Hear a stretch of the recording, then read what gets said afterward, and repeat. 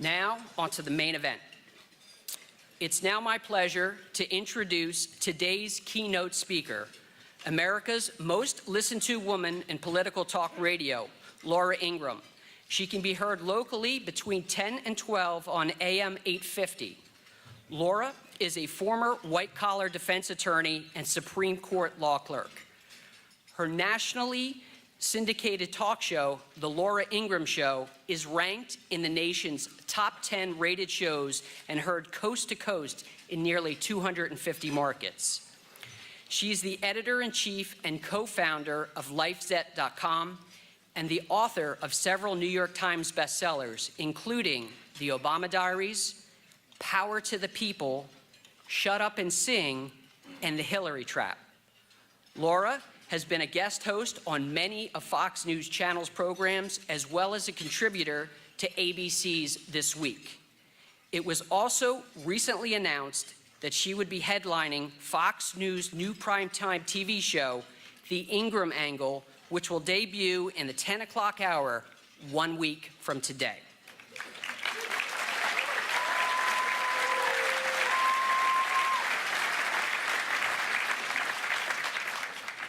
Fox News has said that Laura aims to cut through the Washington chatter to speak directly with unexpected voices and the actual people who are impacted by the news of the day. During today's speech, we look forward to her bringing this same candor as she details how President Trump remade the Reagan Revolution in his own image, attracting a new coalition of voters. Laura will also reveal previously unreported details behind the president's victory and the possible pitfalls that lay ahead for his ambitious agenda.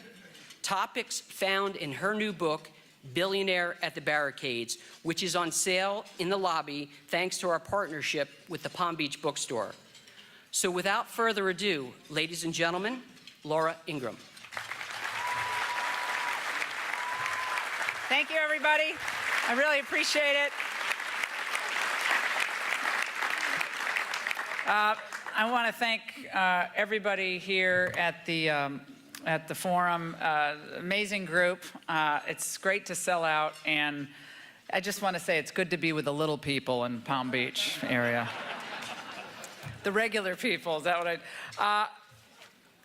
apparently, this just came in, and you guys are busy, so maybe you didn't see this, but apparently, you know, my kids are looking for Halloween costumes. I have a 12-year-old, a 9-year-old, and a 7-year-old at home.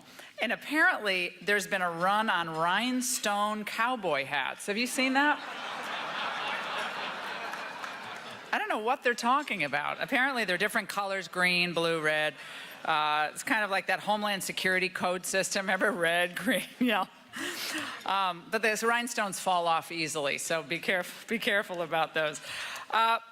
You know it's bad for the American media and for politics, I guess, you could say both. When former President of the United States, Jimmy Carter, gives an interview, and the title of the piece after his interview is in the New York Times with Maureen Dowd. The title of the piece in the Business Insider today is, Jimmy Carter Defends Trump in Wide-Ranging Interview.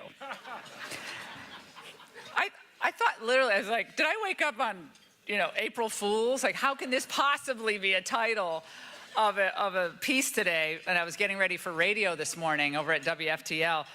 And indeed, President Carter at age 93 has an enormous amount of perspective and wisdom. And I would say, you know, he has some pragmatism in how he's looking at the United States now, the rest of the world. And I don't agree with President Carter probably on a lot. But I thought it was so heartening to have him give an interview to the New York Times and say that, and I'm paraphrasing, but in his lifetime, he hadn't seen an American president treated in the way that Donald Trump has been treated. Hadn't seen it. He went on to burst the New York Times bubble by saying that he didn't think that Russia changed the outcome of the election, nor did he see any evidence of any type of collusion with Russia. And he went on to say that China and Russia and Japan are on the rise, and that the United States is being challenged, really challenged. He said that our standing in the world had taken a hit, had been diminished, and that decline had preceded Donald Trump.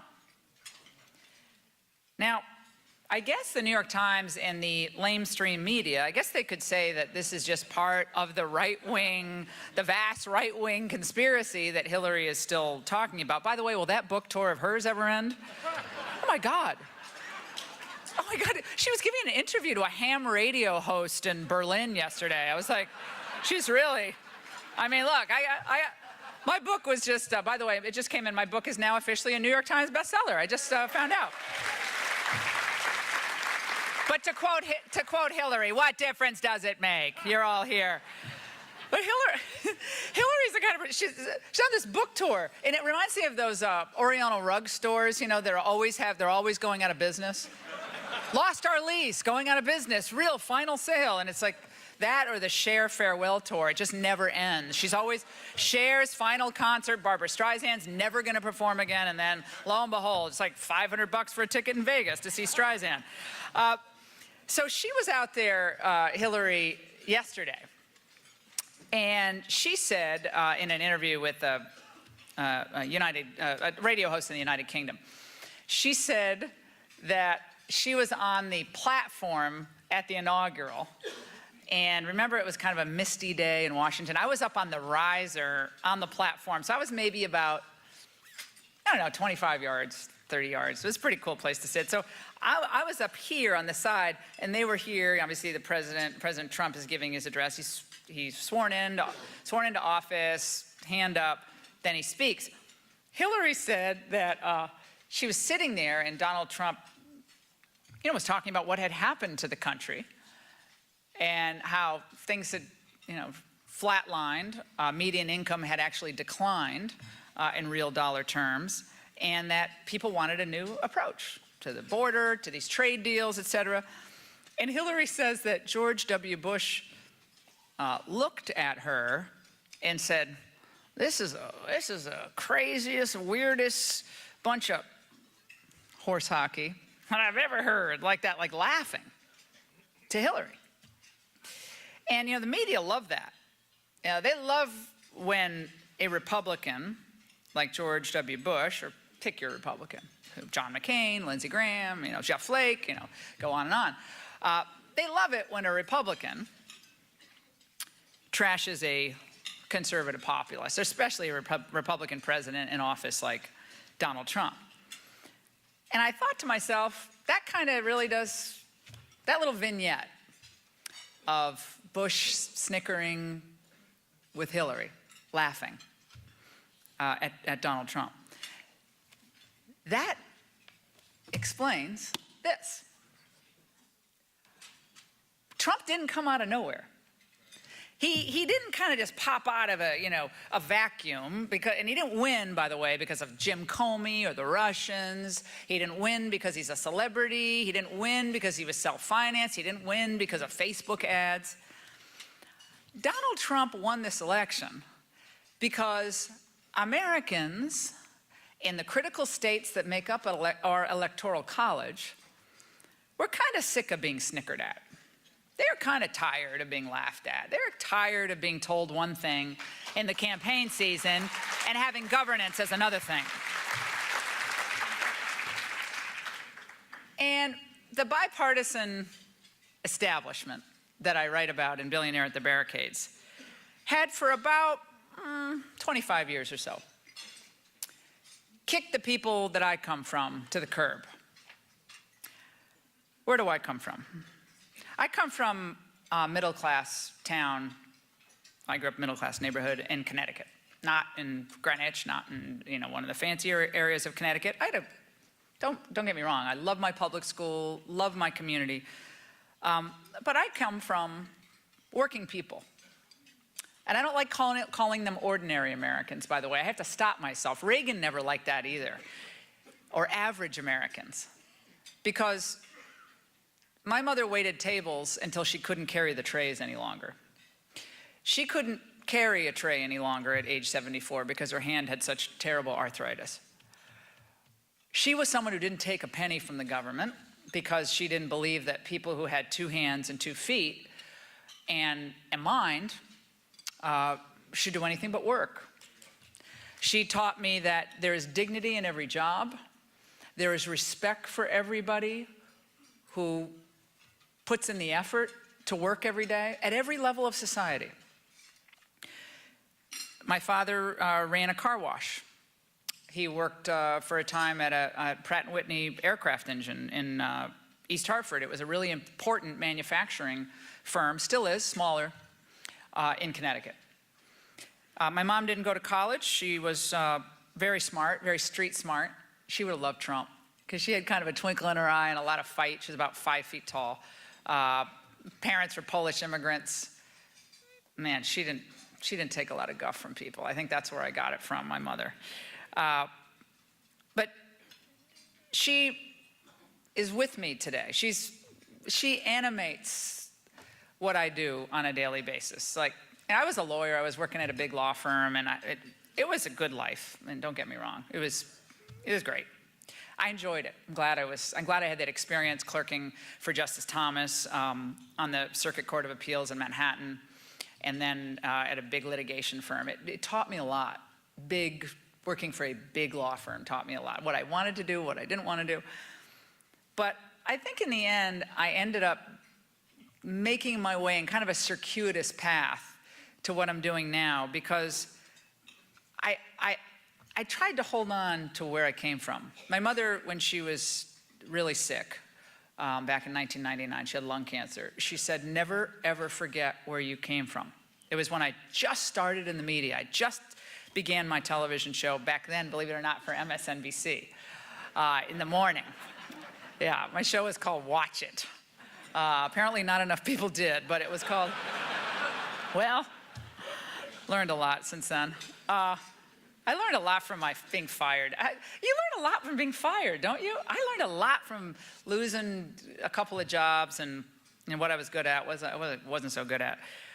But she really never let me forget that. Like, I worked in a thread, she's like, I worked in a thread factory. We grew up with a stove in the kitchen, we all just sleep in there. You grew up in a Rambler house with 6 people with 1 little bathroom. Your 3 boys slept in 1 room. You slept in the den. That's where you grew up in, and that's what you need to take with you every day. Not that she didn't want me to be successful. You bet she did. She's watching us right now. She wanted me to be successful, but you know what she wanted me to remember, and which I try to do every day. I don't always succeed, but I really try. That this country is such a blessing to us. Our freedom.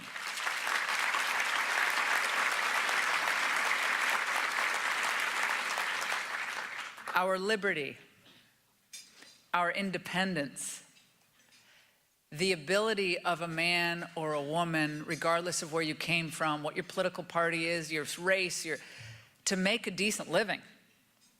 Even if you didn't get to go to a good school or a college, but you could actually support a family. I mean, we could support a family in the I was a little kid in the 1960s, 1970s. You could support a family by being a waitress, jobs that Americans will do, by the way. Being a waitress, owning a little small business, putting your nose to the grindstone. Your kids will mow lawns. That's what we did. They'll pick fruit. That's what I did. We delivered newspapers. That's what all my brothers did. We babysat. Anything we needed to do to make money, to save, to have a better life. We did it not thinking we were middle class or poor or lower middle class. We just did. That's what you do. This is America. You don't wait for someone else to do the job. You do it. Kind of pragmatic thinking. Not even all that political, but pragmatic. So when I hear people talk about, well, you know, Trump is like he tweets too much, or he takes things too personally, or he fights with everybody, I say to myself, well, what the heck did both political parties do to this country over the last 25 years? What happened to America as the sole military superpower, unrivaled after World War II? What gradually happened since about 1988 onward? How did China develop the largest standing military in the world? People understand that? They have 2.3 million standing army, China. How does it that China have a $360 billion, with a B, trade surplus with the United States last year? How did that happen? How did it happen that China has a plan called the Made in China 2025 plan? You know what that is? It's not as exciting as what Frederica Wilson overheard on the phone, I realize, but not as exciting as that, but it's really important.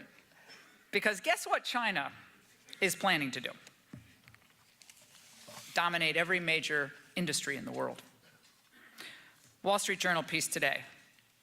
China pushes domestic electric car batteries. Seems like, well, so big deal. Last month, Beijing began requiring all automakers, foreign and domestic, to begin making electric and other alternative energy vehicles by 2019. While China hopes to clear its polluted skies, its primary objective is to help its domestic industry leapfrog foreign rivals by creating a large captive market for their products, analysts say. Electric vehicle production is one of the 10 high-tech industries that Beijing is prioritizing through its flagship Made in China 2025 strategy. Trade and other economic experts in the United States are saying this is protectionist. It's blatant. Their rules are blatantly favoring Chinese domestic companies. That's shocking that a country would try to protect its manufacturing base.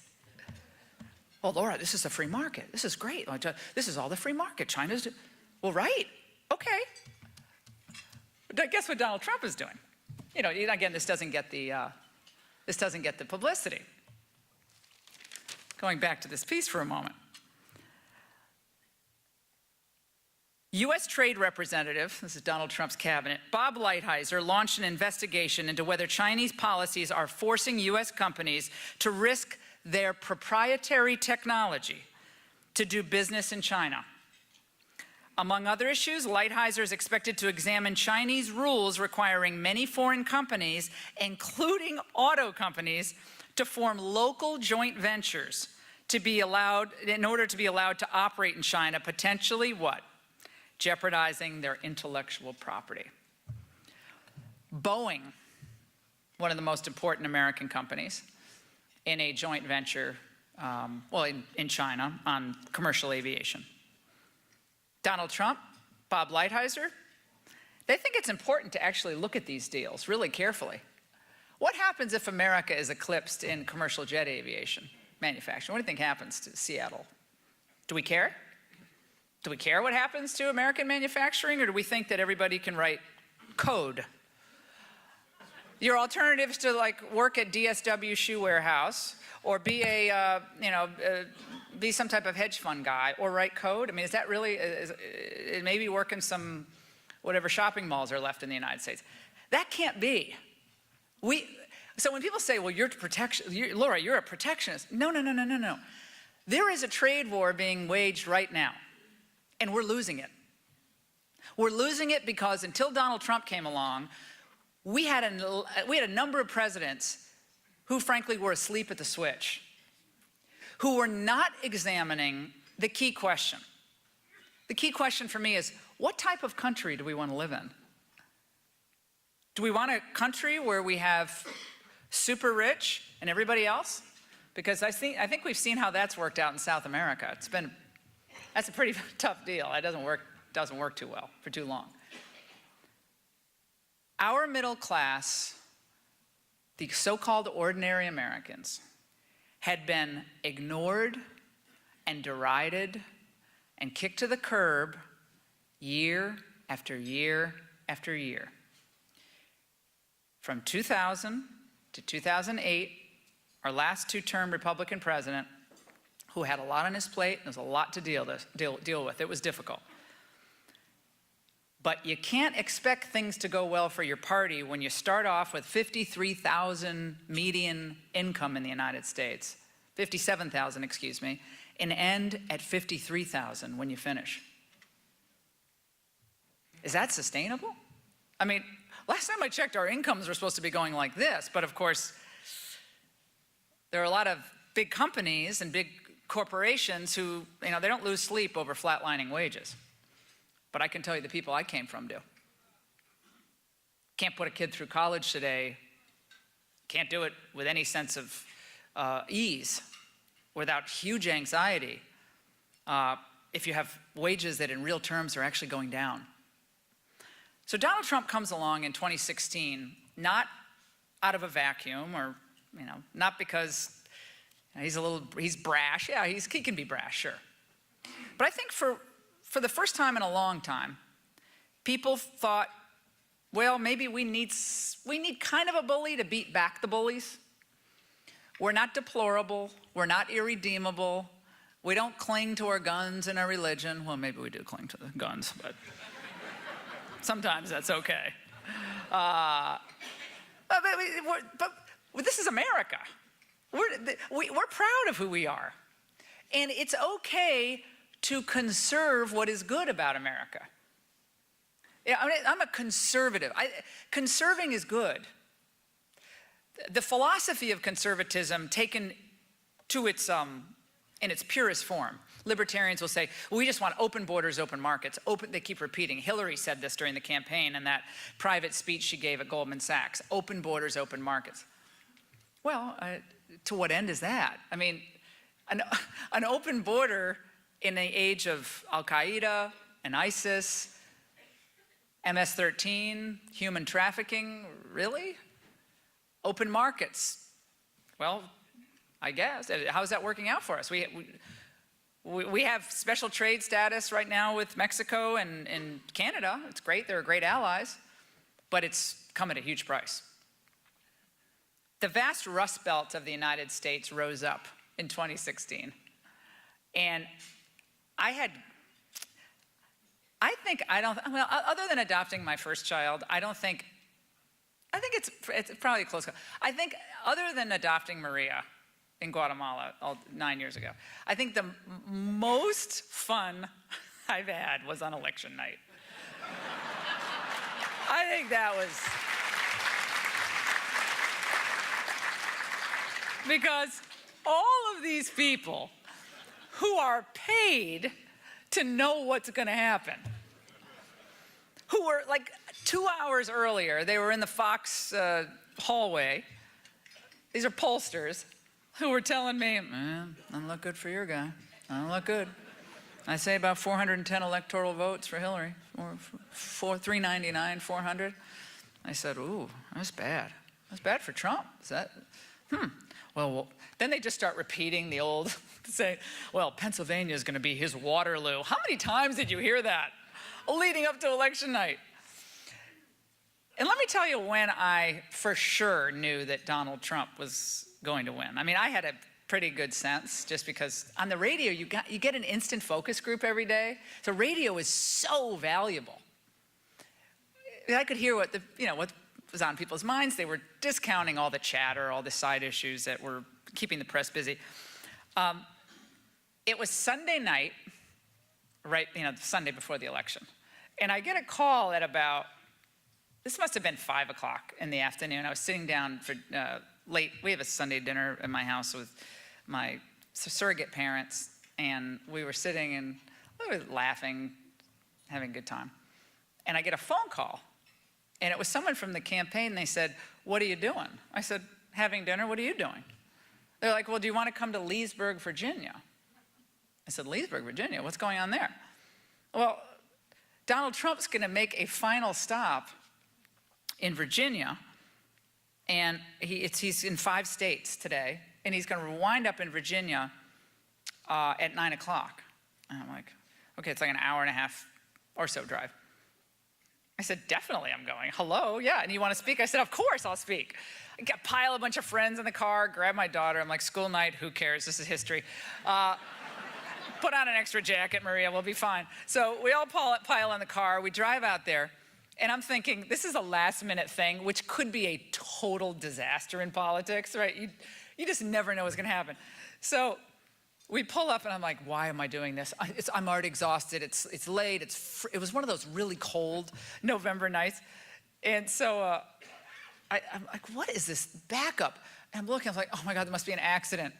And we rolled down our window, and the police officer said, who are you? Where are you going? And I said, well, I'm supposed to speak tonight. He's like, there's like 14,000 people trying to get into a place that holds like 1,900 people.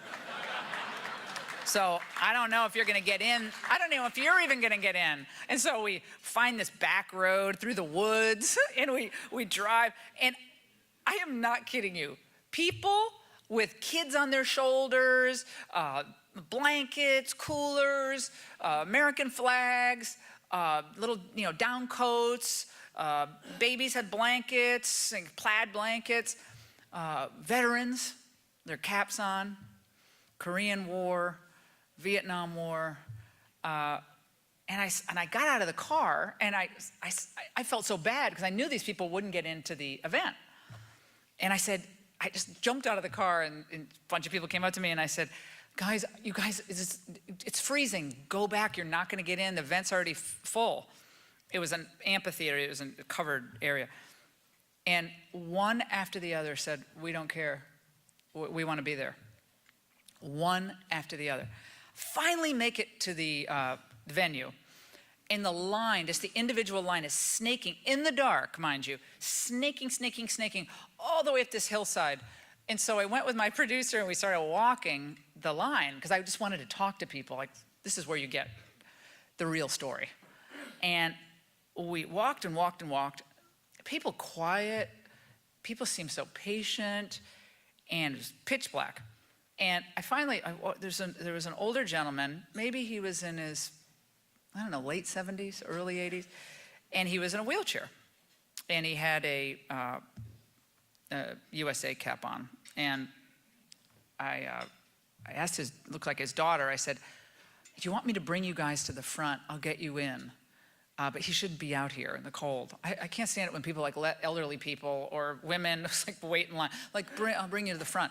And he looked at me, and without skipping a beat, he said, ma'am, where I come from, people don't cut in line. Like that.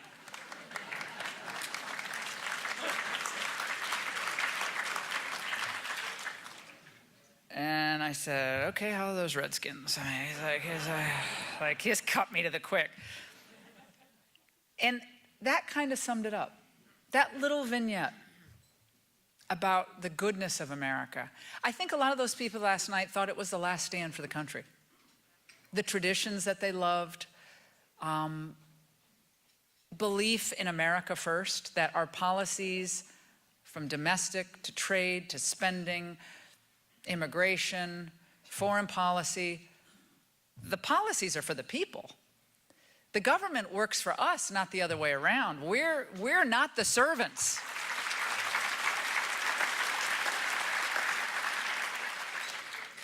And so no one left. The venue was full, and they all stayed.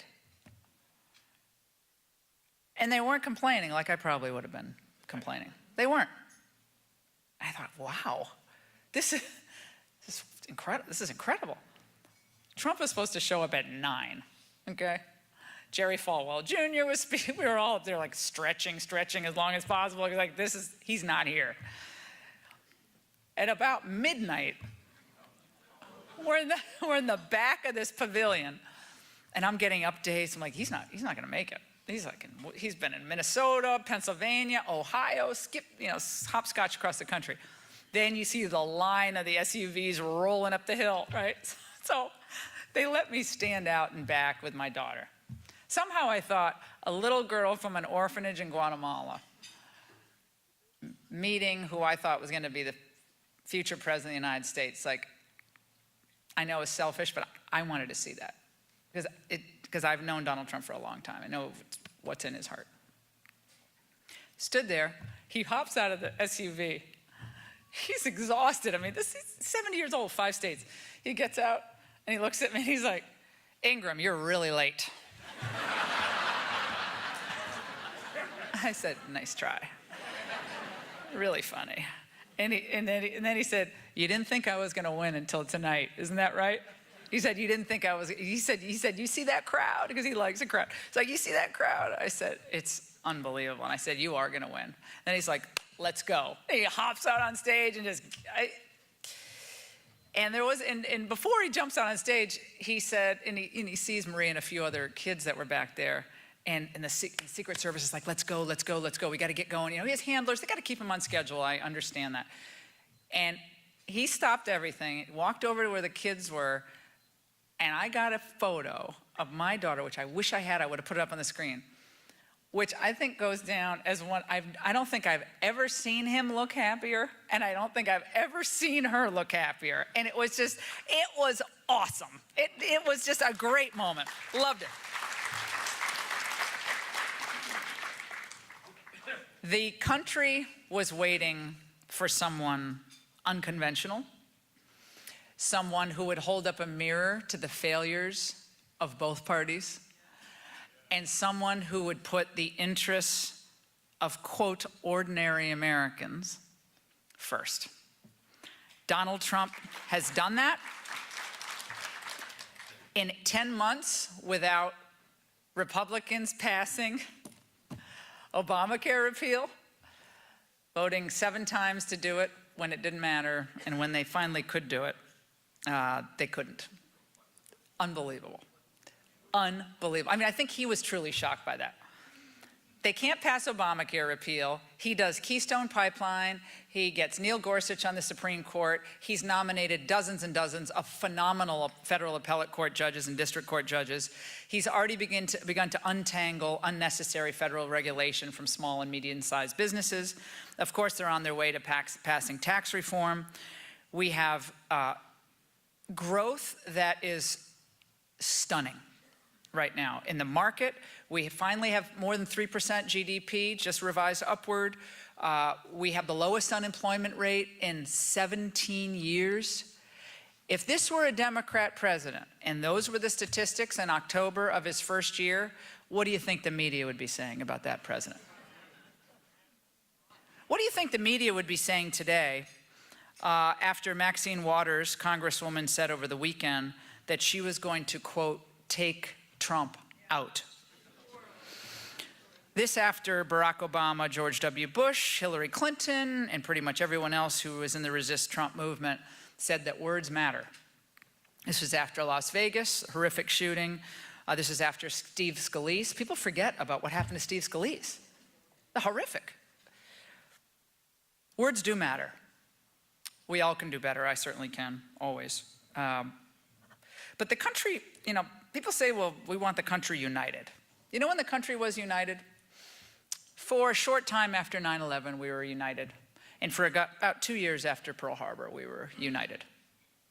America is a place where people argue. Big debates should happen.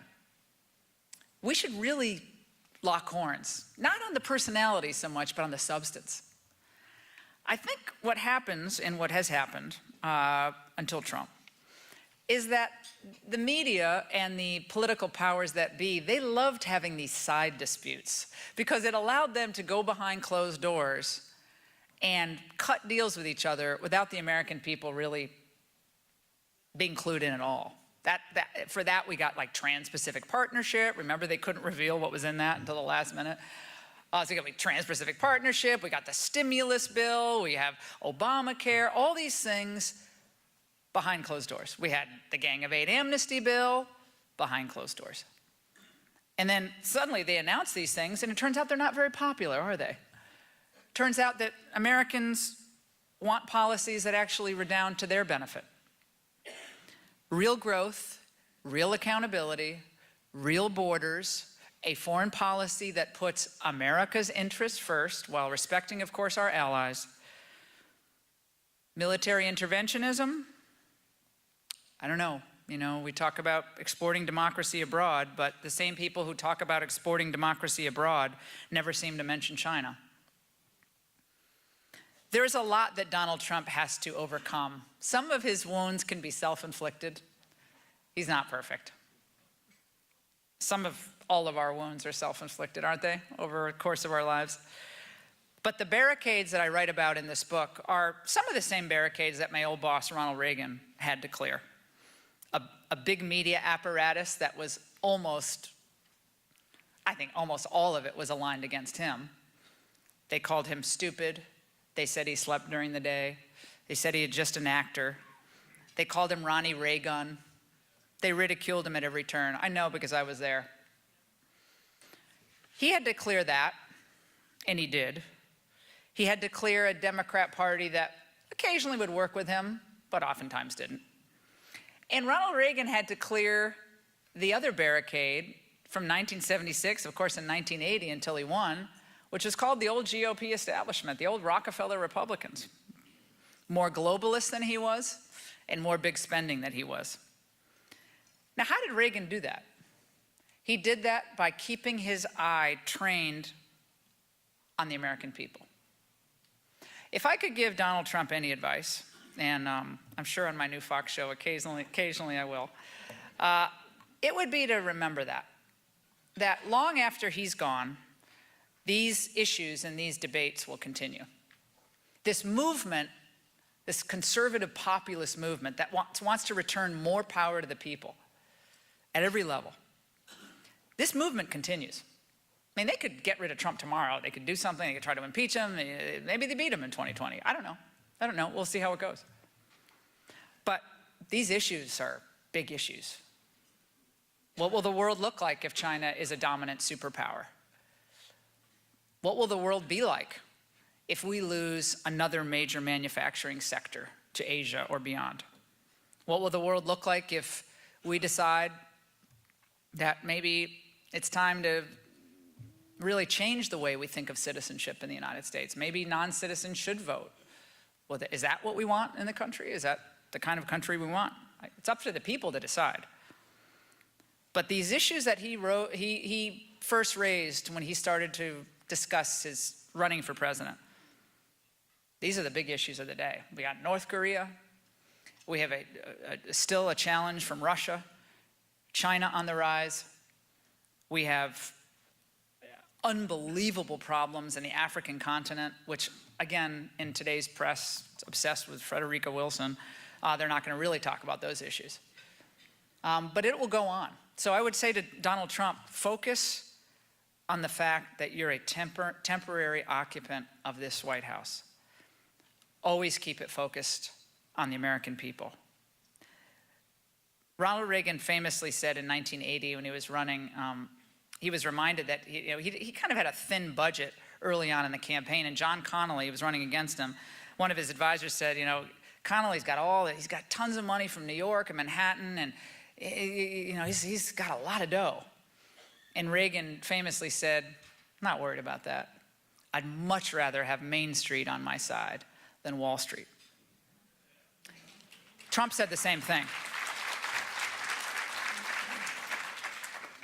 So Trump clears all these barricades in front of him, and he returns on his promise to drain the swamp, returns power back to the people. We continue to see this economy doing as well as it is and better, which I think it's going to do after this tax reform passes. And I think this conservative populist movement will have just started. I think this is, other than Reagan in 1980, I haven't seen anything like this. And it is no wonder that the Obamas, the Clintons, the Bushes, the Chamber of Commerce, all the big media outlets, they're all aligned against this. Ask yourself why. A lot of them have gotten fat and happy off the status quo. But the curtain has been pulled back. It's up to the people to decide where they want to take it from now. But just as I was reminded by President Reagan the last time I walked out of the Oval Office, make it matter. He said to me, I was on my way to law school. I didn't even know that he knew my name. This is a very short ride we all have in this country. We're going to all be gone with a blink of an eye. What kind of country do we want to leave behind? I'm going to try to make it matter on Fox every night. I hope, make you laugh a little bit at the end of the night, because we all have lives that are kind of all over the place. We want to make you laugh. We want to surprise you. We want to tell you what's really going on, the story behind the story, not just the headlines, not just the shiny object that the rest of the media wants you to pay attention to. But I'm really looking forward to it. It's a new chapter for me. I hope you'll all tune in. And I hope this book puts a historical frame from Reagan to Buchanan to Ross Perot, all the way to the Tea Party movement and Donald Trump. I hope you understand after reading this what happened and why it happened, and why it will continue long, long past Donald Trump. Thank you so much, everybody. I really appreciate it. Thank you.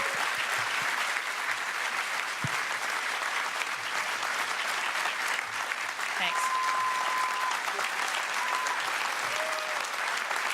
Thank you.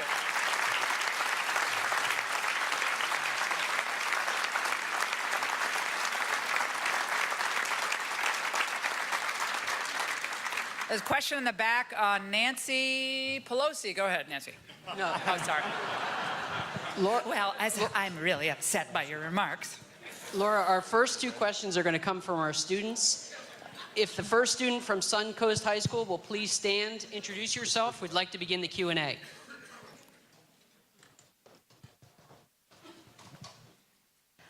Hi, my name is Delaney Walsh, and I'm from Suncoast.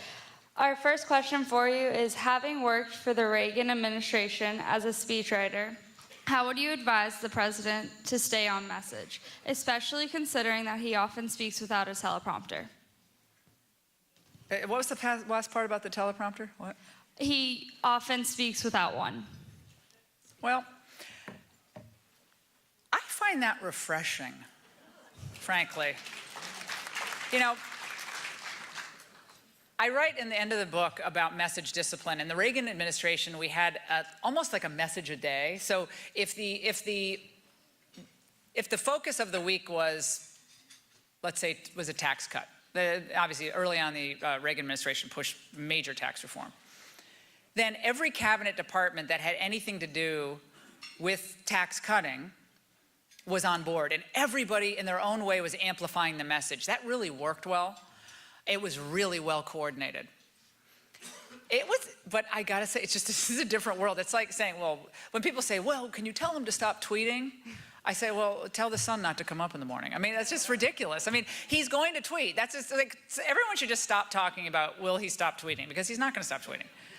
And I think in his own way, which again is unconventional, but he won unconventionally, remember.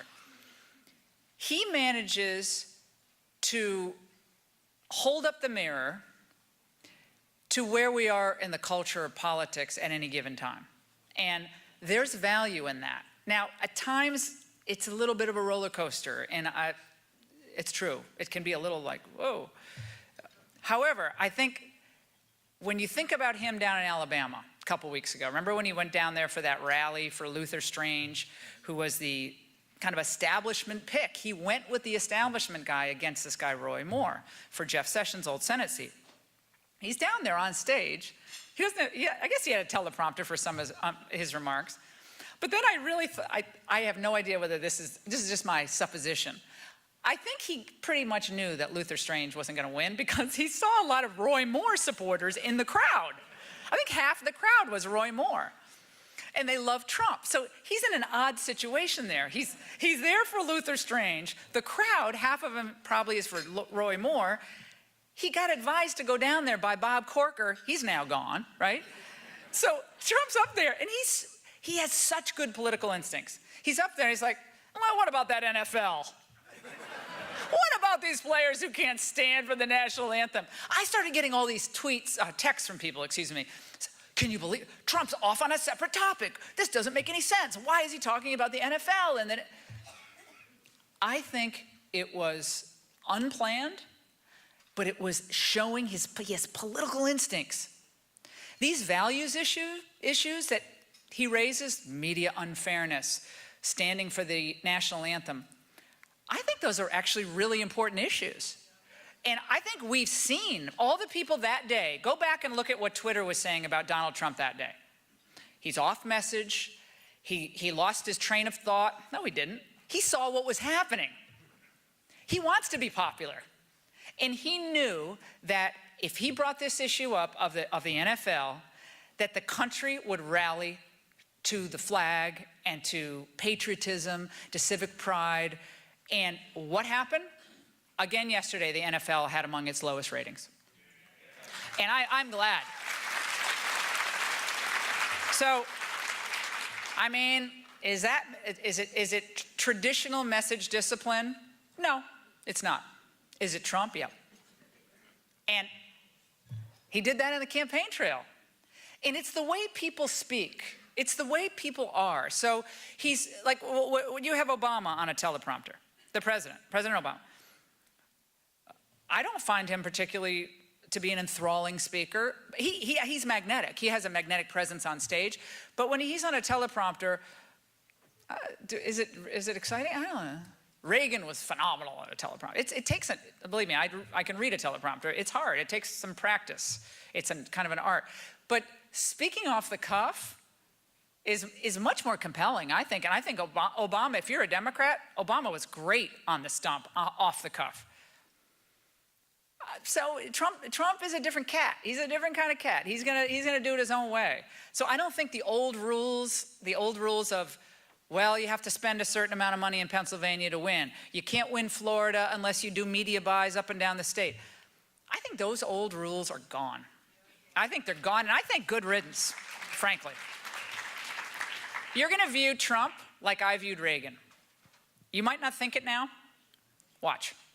You're gonna view the next 4 years, next 8 years, if I had to guess right now, people are gonna look back. You're gonna look back 20, 30 years, and you're gonna say, Trump Republican. You're not gonna say you're a Bush Republican, I can tell you that. You're gonna say you're a Trump Republican. I say I'm a Reagan Republican. Trump continues the conservative populist position. But, I mean, I don't see anyone else on the horizons fighting for the American people like he is. Thank you, honey. Thank you for being here. If the second student from the Potentia Academy is ready, please introduce yourself. It's all students. I love that. The adults get no play. Isn't that great? It's their future. Hi, my name is Patrick Rooney. I'm a junior attending Potentia Academy's CREST Student Transition Program.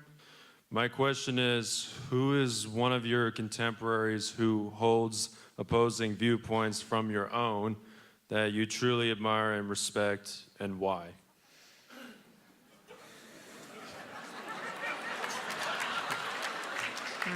Let me buy a vowel. Now, I've actually addressed this before. It's a great question. And I've actually reached out to her on a few occasions and suggested that we do some things across the country for good mojo and feeling, maybe some stuff for charity. And don't you, any of you gasp when I say this, but Rachel Maddow on MSNBC. Now, why do I say that? Why do I say that? I think you ask a really good question. Why do I say that? Number one, she puts on a nightly show that she writes, she believes it, she's pushing for the agenda for America that she thinks is the right agenda, and she's fighting every night. I mean, I know like a lot of you guys don't watch it. I dip in, I like to see what other people are doing. But I think that's what it's all about. I like mixing it up with people. It's a big country. And I think it's good for us to listen to different angles. You sharpen your own arguments by talking to others and listening to others. I think when I was younger, I didn't probably listen enough to other people. This was always going to be right. And I get, in my view, I improve my own delivery in my own approach by watching and listening other people, understanding where they come from. It's interesting that people come from at different points of view, the same issues, completely 180 different point of view. Why? And sometimes it's good to do that. So, yeah, I respect her. I respect the fact that she's out there fighting him. It's doing a nightly show is, it seems kind of glamorous, and it's a great opportunity. It's a great privilege, but it's a lot of work. And she's a woman doing it in prime time, and totally opposite me, and I guess most issues. But I hope I do a kind of a back and forth thing with her at some point. Maybe we can do it for one of our mutual favorite charities or something. Hope that answers it. Thank you. Do you see President Trump emulating Reagan's model for working with Tip O'Neill as a legislative model for moving the people's agenda forward? I think Donald Trump is going to work with anyone who will advance his agenda. And I think that's what the country wants. I was happy to see him work with the Democrats on a temporary lifting of the debt ceiling. I thought that was a really smart thing to do, especially after the Republicans couldn't get their act together on Obamacare. So Trump's looking around going, okay, I tried to work with you on this for months and months and months. You guys are the experts. I'm going to work with these guys because I want to put pressure on the Republicans to get this tax reform done before the end of the year. Boy, suddenly you got everybody's attention, didn't they? He got everybody's attention with that. The Reagan-Tip O'Neill analogy is a little worn, and historically it sounds better as we're describing it now than it was. Reagan was a warrior for conservatism. He was a warrior against the old Washington way. And it didn't happen overnight that he was able to transform America. And he was ridiculed and reviled by all the elites until they really realized, whoa, this guy won in a near landslide, and then he won in a landslide in 1984.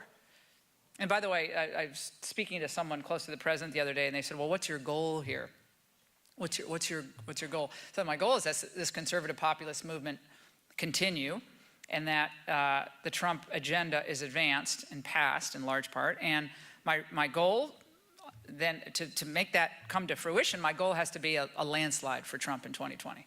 Like a landslide. Like he should go everywhere in the country and sell conservative populism.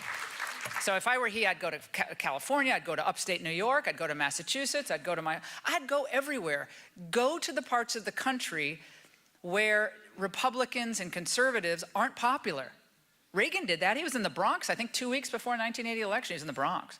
I love that. Just go everywhere, spread the gospel. I mean, it's hard with the Antifa crowd. They're some unsavory characters, but I think there's an enormous amount of running room for this agenda of better trade deals, smart immigration, law and order, power to the people, get America back on track, American businesses first. I just think there is a huge upside, and beyond identity politics too.